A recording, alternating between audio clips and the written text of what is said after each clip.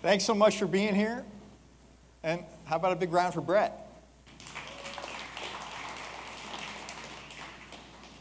As Brett mentioned, I'm going to be talking about humor and community. The big idea is just how can we use humor to actually build community? Everybody can be funny, but can we put it to work? And my big idea is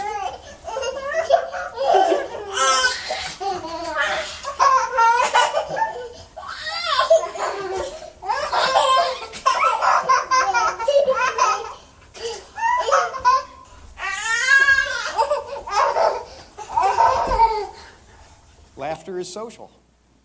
Can you feel that? It's a little different from listening to me talk. Somehow there's something else going on. And in fact, we're 30 times more likely to laugh with other people around than we are by ourselves, no matter what we're doing by ourselves. And I think that's kind of a neat message for us and a big start for my big points, which are really just we can understand humor, and humor is good for us. I realize it's going to sound like magic, like somehow humor is going to make things happen, but in truth, what's really going on is laughter increases liking. Right? It's not just that people who like each other laugh more, although that's true too. An important professor, Obvious, proved that. But the bottom line is also people who don't know each other, when they laugh together, they start to like each other. And how do we know this? The labs bring folks in 2 by 2, just like on Noah's Ark. All right? Total strangers, and some of them have to do things that are designed to make them laugh. Games with straws and blindfolds, no handcuffs, but fun, you know? The other groups do pleasant tasks, but not as much laughter. Sure enough, guess who ends up liking each other more in the end? Now, even with that in mind, I realize it's got to look like a big task. Maybe not as big as this guy, but the idea that you have to be Brett Siddell or George Carlin or Richard Pryor in order to laugh in your day is completely fallacious. Dr. Robert Provine at University of Maryland has shown that most of the stuff we laugh at every day is silly. It's no funnier than your boss. It's no funnier than your average college professor.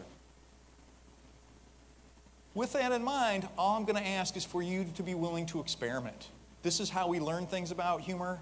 This is how we can trust our hearts and our heads by gathering data, but gather some data in your own life, and you might even want to experiment with your hair.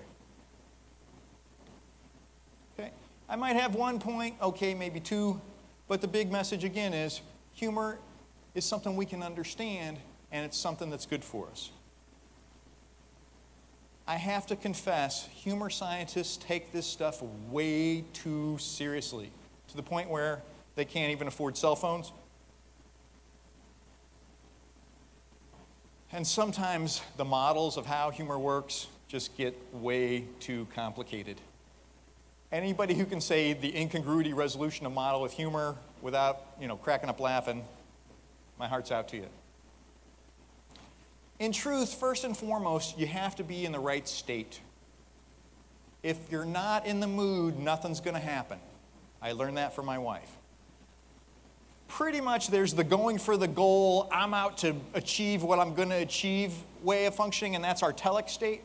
And then there's the take the time to smell the roses.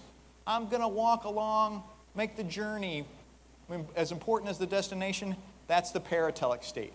Once you're in that state, community is going to build anyway, but it also sets us up to make humor really work. Now here it is, the incongruity resolution model of humor. And I'm actually going to say it with a straight face. What's it all about? The straight lines of life, the setups of jokes, really what they're doing is setting up an assumption in your mind, an expectation. Then the punchline hits, wham! And it usually questions that assumption. It usually challenges that expectation. And then your brain has a problem and has to solve it. And if you can find the solution, it's mirthful laughter. In fact, of course, we had to do the MRI study and show your brain solves this just like it's solving any other problem. Getting a joke is like putting together blocks. Attardo and Raskin said it nicely. They said, the punchline triggers the switch from one script to the other by making the hearer backtrack and realize a different interpretation was possible from the very beginning. And if you understand that, you're ready for academia. But my friend Greg Dean, comedy coach to the stars out in Los Angeles, he said it an easier way. He said it's really one thing seen two different ways.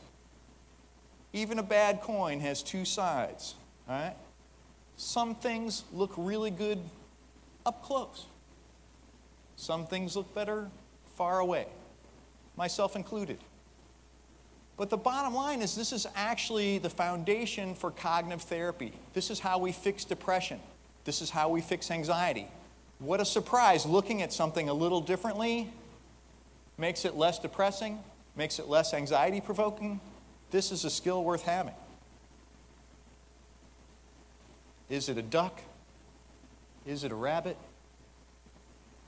One thing seen two different ways. So let's take the classic Henny Youngman's one-liner, take my wife, please. Now, I would obviously never say this, I need my wife. It's not funny, and I'm glad you're not laughing. But what is he really doing? We've got an expectation. Take my wife, like she's going to be some example, right? And then we get the one-word punchline, please. We've got an incongruity here. What does he mean? You solve the problem. He means literally take her. And in the 1950s, this was hilarious. Do another one from Stephen Wright. He says, on the other hand, I've got different fingers. Same drill, right? We got an expectation. On the other hand means, I'm going to give you a counterexample. But then Stephen Wright flips it to, no, I mean literally my other hand. And that's where the laughter comes from. All right, you guys ready to try one? TEDxBrooklyn? Good deal, good deal. The first thing that strikes a stranger in Brooklyn is a taxi cab. Right? Strikes we usually think of means dawns on in a sentence like this, right? In fact, strikes could mean physically wrecks into, right? And it's probably a yellow cab heading for Manhattan. For years, my husband and I were deliriously happy. Then we got married.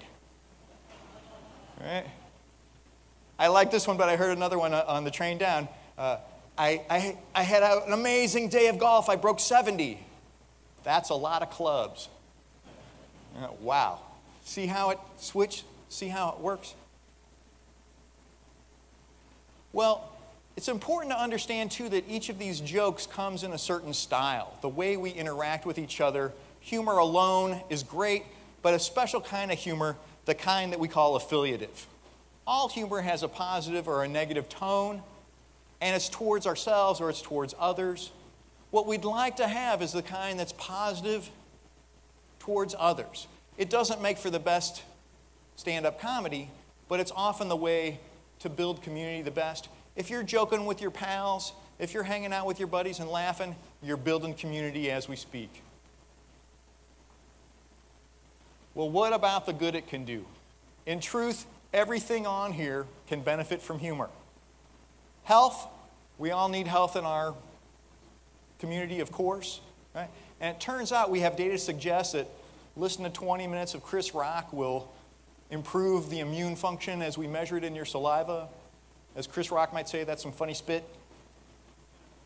But in truth, if you're laughing at all, you're doing your immune system a favor. It really does pay off. Relationships, some delightful work here. They bring couples into the lab and have them engage in what they call a conflict discussion. That's where you have to sit around and literally focus on a topic that you don't agree on, or as my parents used to call it, dinner. The big idea is the folks who are in these conflict discussions and who use humor actually are much more satisfied in their relationships, but these follow-ups years later, they're the ones who are still together. They're the ones who haven't divorced, who haven't separated. Humor literally saved their relationships. Creativity. If you spend 15 minutes listening to Brett Siddell, George Carlin, Louis C.K., suddenly, if you've got to solve a problem, creative things just come to you. It's like you're used to being more flexible cognitively, and it happens. So when I'm in my office listening to Brett, it's to help my work. At least that's what I tell the dean. Still have to explain why I'm in my bathrobe, separate issue. Talent. On a job interview, you want to look like the talent person? Guess what? Use some affiliative humor. Lighten it up. You're much more likely to get hired. Negotiation. Some delightful literature here. Folks who have a little friendly, joking banter at the beginning of a negotiation are more likely to come to an agreement in the end. And then one of my favorite studies of all, it was a bargaining study where folks had to come in and they're supposed to bargain with somebody about the price of this painting. And the person they're bargaining against is actually a stooge who works in the lab, but he'll keep coming back forth with offers and trying to find an agreement. And at the end, he'll say, "This is my final offer, but I'll throw in my pet frog." I realize that's hardly the funniest joke in the world, but it works. Those folks were then more willing to give up the painting at a lower price simply because they had this jocular offer at the end. Interesting thing, might turn into a real dollar. And finally, persuasion. Humor is superb for persuasion, particularly when you're talking about controversial topics. Something that's kind of a touchy issue or just hard to talk about. Safe sex. Talk about touchy. Bottom line is, folks who get the standard use the condom messages, they don't often do as well as folks who get Captain Condom the cartoon, right? He's got little eyes and a nose, I assume he's a he, and a smile. And then suddenly, folks say they're much more willing to use a condom after they've had this condom cartoon presentation. Again, I really just want to emphasize that this is all about a style. It's about being affiliative, about having humor kind of bring everybody together, and that's the important part. As you can see, this can really cross boundaries. It can help us reach our community further apart. Obviously, if you don't speak Japanese, you still get, these are some happy oranges. And then unfortunately, aggressive humor ends up working against you even if you're not aware of it. This poor guy doesn't understand why nobody wants to rent his vacuum cleaners. In truth, affiliative humor in some ways is indicating some other things that are really important to relationships. And I think that that's how we're communicating even when we think we're just being funny. It's obvious that laughing together, that affiliative humor can make us realize we're more alike, especially with folks who are already so obviously alike. But what's sweet is how it can also help us realize how we're alike with folks who we might not realize we're alike until we're all laughing together. Affiliative humor builds community because it puts us in touch with why we want community. In all honesty, laughing together helps us realize that we love each other. Isn't that the point? I'm not saying that it's going to be comfy or effortless. I got to admit, it will make you do some things that may look a little odd. But if we have community in mind, if we're willing to be flexible, striped socks not required, we can do it.